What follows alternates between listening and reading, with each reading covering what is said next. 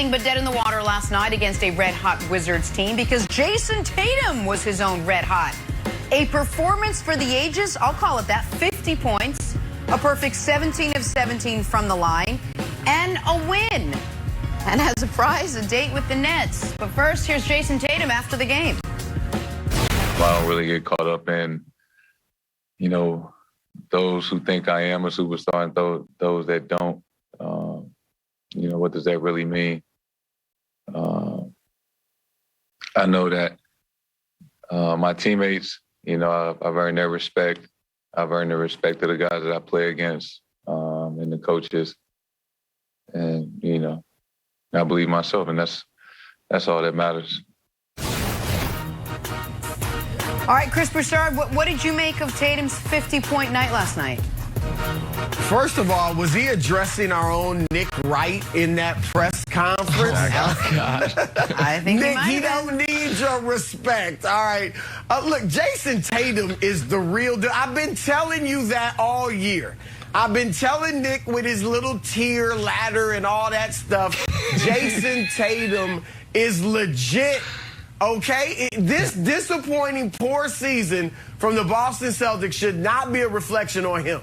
It's more of a reflection, sorry, Jenna, on what Danny Ainge has built or failed to build. All right, a reflection on Brad Stevens not getting the most out of his team this year. A reflection on Kemba Walker's knee hampering him for most of the year. Kemba's actually starting to come around and play better last night. Obviously played great last night. And Jayson Tatum battled COVID and said that it took away his wind for several weeks. All right, so this dude is legit. He's 23 years old. Last night there were 3 stars on the court. All right, and he outshined the 2 veteran stars, Bradley Beal and Russell Westbrook. Scored more points than them combined, scored more points in the third quarter than either of them, including Beal, who averaged 31 this year, scored in the entire game, and that's when he broke the game open in the third quarter. Here's the thing. He has the entire package offensively, and I think even Nick will admit this. He's 6'9". He's got the nice handle where he can get to wherever he wants on the court. He can shoot the 3 very well. He can shoot the mid-range. He can get to the hole and finish. He's athletic. I don't know what's not to like about his offensive package. This guy is a future superstar. I don't know that Scott Brooks is right about him being a future MVP, but he will be a superstar. There's nothing not to love about Jayson Tatum. Yeah. Well, thank you, Broussard. You did all that, and then you agreed with me. Because NBA superstars are like wonders of the world. There's less than 10, and as soon as you expand it, they all lose value. And so here are 11 guys that unanimously everyone agrees are better than Tatum. LeBron, KD, Embiid, Giannis, Luka, Steph, Harden, Dame, Kawhi, Jokic, and Anthony Davis. That's 11. And then you've got, Kyrie, Chris Paul, Jimmy Butler. I would have them ahead of him. So now the best you could be is 15th.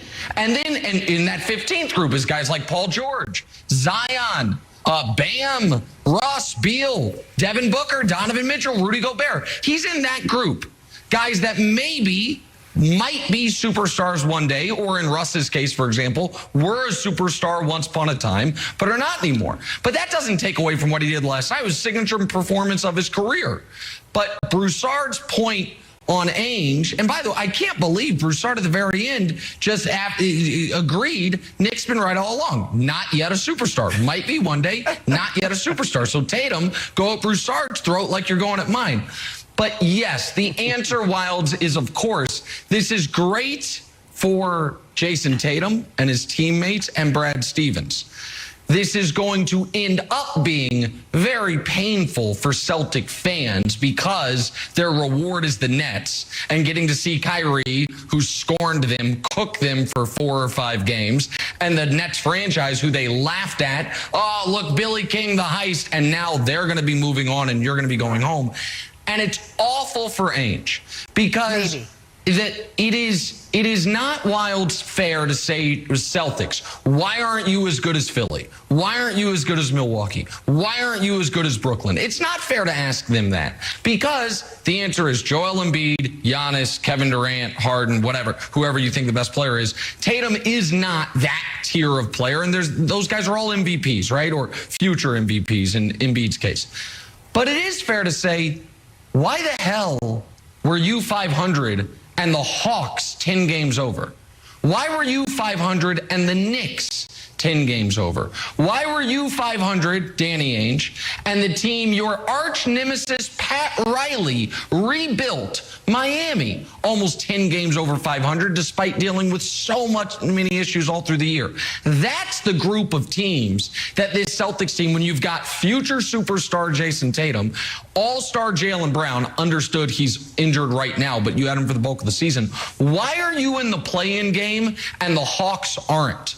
Why is Jayson Tatum going to struggle to make All-NBA because of the lack of team success, and Julius Randle might be second team because of his team success? That's the bittersweet portion of this, Wilds, for the Celtics. It's like, man, this guy is awesome, and he had Jaylen throughout the year, so why the hell were we 36 and 36? And the answer is because the team was built very, very poorly. Yeah, and the team lacks a little bit of like the Ubuntu that Kevin Garnett used to talk about with the 08 Celtics, that like little certain something special. And I know Simmons and Jackie McMullen had a podcast, and they were talking about the Celtics' ills, Broussard, and it was the lack of sort of another Marcus Smart type of player, like the Jay Crowder who they traded away, and the sort of like the other role guy to keep and push Jayson Tatum forward, to push Jaylen Brown forward, so when they drop down by 10, the whole team doesn't just kind of lose the energy, come out of the building. But Broussard, I want to push back on you for a little bit what you said at the end of your opening segment here, where you said he's a superstar, but you don't think he could be MVP. Well, do you think those things are contradictory? Like, can you be a superstar and not ever become an MVP, or like he just doesn't have MVP potential in your mind? Or is that another tier, superstar and then MVP tier? Well, first, I wasn't saying he can't be an MVP. I was saying I'm sure he'll be a superstar. I'm not sure he'll win the MVP award, like Scott Brooks said. You know, I think he said it last night. So that is a separate tier for sure, because we can name Kyrie Irving's a superstar. He won't win an MVP. All right, we can name several superstars who never won or won't win an MVP. Isaiah Thomas, I mean, that was a different era, but yeah, exactly. We can go on and on. So, yeah, I think he's capable, though. What makes Kyrie? I think you'll have a chance. What makes Kyrie a superstar over Jayson Tatum? Well, one, Kyrie has the greatest, this is not the main thing, but the greatest handle of all time. Kyrie has won a championship and hit arguably the greatest shot in NBA history. It's either that or Ray Allen's shot in Miami. And he averaged 27 in that series, too. I mean, Kyrie is an elite. Kyrie's a future Hall of Famer, no doubt about it. Kyrie's one of the best point guard finishers we've ever seen at the rim. He can score in every single way. Like, I mean, does anybody doubt that Kyrie Irving is not a superstar? Are all Hall of Famer superstars? No. See, the problem here, I'm coming into the court. Hey, Jason, I got this, baby boy. Don't worry about it. I'm coming in hot to the courtroom right now. The problem with y'all cats on this show and what y'all doing right now is that you are taking a label that is totally subjective, and you're diminishing the brilliance and the greatness of Jayson Tatum on this segment, and I will not have that. I think that Jayson Tatum is a superstar. Jayson Tatum is, and he's a young superstar, and you know why? Because that's a qualifier. And what we say, yeah, that is a qualifier. I learned that from you. Hey, listen. So with that being said, would we not say that Jayson Tatum is the franchise player for the Boston Celtics? Will we not say that? He No, is of the course he is. franchise Of player course he is. for the Boston Celtics, which in essence, if you're the franchise player for one of the most historically successful franchises in the history of the game and in professional sports, I would have to say, just off of that alone, just off of his draft status, he comes in as a superstar if you're looking at this from a subjective eye in terms of what he represents.